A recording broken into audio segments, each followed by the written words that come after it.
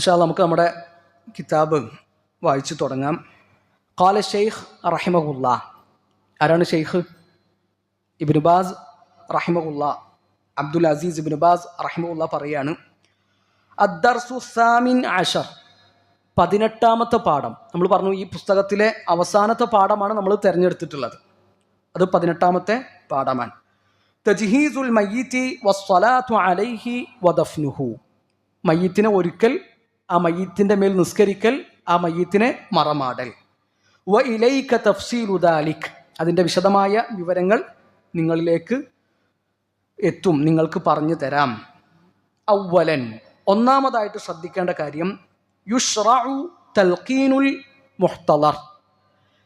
മരണാസന്നനായ ഒരാൾക്ക് തൽഖീൻ ചൊല്ലിക്കൊടുക്കണം. ആദ്യം നമ്മൾ ശ്രദ്ധിക്കേണ്ട സംഗതികളിൽ ഒന്നാണത്. മരണാസന്നനായ ഒരു രോഗിക്ക് അല്ലെങ്കിൽ മരണം കാത്തു കിടക്കുന്ന ഒരാൾക്ക് തൽഖീൻ ചൊല്ലിക്കൊടുക്കണം. അത് ശർഅ് പഠിപ്പിച്ച സംഗതിയാണ്. എന്താ തൽഖീൻ എന്ന് പറഞ്ഞാൽ? തൽഖീൻ, അഹ്സൻത്, കലിമ ചൊല്ലുക. ലഖന യുലഖിനു തൽഖീൻ എന്ന് പറഞ്ഞാൽ ആവർത്തിച്ച് ചൊല്ലുക എന്നാണ് അതിൻ്റെ അർത്ഥം. ഒരാൾ ചൊല്ലിക്കൊടുത്തിട്ട് വേറൊരാൾ അത് ഏറ്റു ചൊല്ലുക, അതിനാണ് തൽഖീൻ എന്ന് പറയുക. ഇപ്പോൾ ഒരാൾ ഇസ്ലാം സ്വീകരിക്കുകയാണ്. അപ്പോൾ ഇസ്ലാം സ്വീകരിക്കുന്ന സമയത്ത് നമ്മളെന്ത് ചെയ്യും? ഷഹാദത്ത് ചൊല്ലിക്കൊടുക്കും, അഷ്ഹദു അല്ലാ ഇലാഹ ഇല്ലല്ലാഹ്. അപ്പോൾ അവരത് ഏറ്റു ചൊല്ലും, അഷ്ഹദു അല്ലാ ഇലാഹ ഇല്ലല്ലാഹ്. അങ്ങനെ ഏറ്റു ചൊല്ലുന്നതിനാണ് എന്ത് പറയുക? തൽഖീൻ എന്ന് പറയുക. അതുപോലെ തന്നെ ഇപ്പോൾ ഇമാമും മഅ്മൂമും, ഇമാമ് നിസ്കരിച്ചുകൊണ്ടിരിക്കുമ്പോൾ മറവി സംഭവിച്ചു, ഇമാമിന് ബാക്കി ഭാഗങ്ങൾ ഓതാൻ കഴിയുന്നില്ല. അപ്പോൾ പിന്നിൽ നിന്ന് മഅ്മൂമ് പറഞ്ഞു കൊടുത്തു. അപ്പോൾ ആ മഅ്മൂമിൻ്റെത് കേട്ടിട്ട് എന്ത് ചെയ്യും? ഇമാം ഓതും. അതിനൊക്കെ എന്ത് പറയും?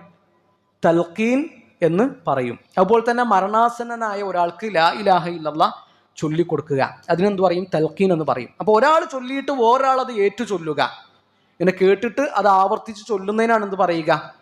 തൽഖീൻ എന്ന് പറയുക. അപ്പോൾ തൽഖീൻ ചൊല്ലിക്കൊടുക്കണം മരണാസന്നനായ ഒരാൾക്ക്. മുഹ്തളർ എന്ന് പറഞ്ഞാൽ മരണാസന്നനായ ആള് എന്നാണ് അതിൻ്റെ അർത്ഥം. മുഹ്തളറായ ഒരാൾക്ക് ചൊല്ലിക്കൊടുക്കേണ്ട തൽഖീന് ലാ ഇലാഹ ഇല്ലല്ലാ എന്നതാണ്. ലാ ഇലാഹ ഇല്ലല്ലാ. എന്താ ലാ ഇലാഹ ഇല്ലല്ലയുടെ അർത്ഥം? അള്ളാഹു അല്ലാതെ ഒരു സൃഷ്ടാവും ഇല്ല എന്നാണോ? അള്ളാഹു അല്ലാതെ ലോകം നിയന്ത്രിക്കുന്ന ഒരാളും ഇല്ല എന്നാണോ? ആണോ? എന്താ ലാ ഇലാഹ ഇല്ലല്ലയുടെ അർത്ഥം? അള്ളാഹു അല്ലാതെ ആരാധ്യനില്ല എന്നാണോ? ആണോ? അല്ല, അള്ളാഹു മാത്രമാണ് ആരാധനക്ക് അർഹനായിട്ടുള്ളവൻ. അത് നമ്മൾ പ്രത്യേകം ശ്രദ്ധിക്കേണ്ട ഒരു വിഷയമാണ്.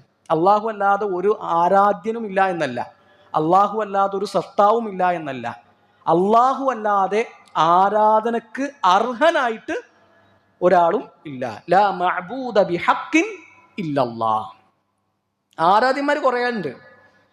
ആൾക്കാർ പലരും എന്ത് ചെയ്യലുണ്ട്? ആരാധിക്കലുണ്ട്. നബിനെ ആരാധിക്കുന്നവരുണ്ട്, മുഹ്ദി ശൈഖിനോട് പ്രാർത്ഥിക്കുന്നവരുണ്ട്, ജാറങ്ങളിൽ പോകുന്നവരുണ്ട്, അവിടെ സുജൂദ് ചെയ്യുന്നവരുണ്ട്. ആരാധനകൾ ആളുകൾ പലർക്കും കൊടുക്കുന്നുണ്ട്. എന്നാൽ ആരാധനക്ക് അർഹനാര് മാത്രമാണ്? അള്ളാഹു മാത്രമാണ്. അതാണ് ലാ ഇലാഹ ഇല്ലല്ലാഹ്.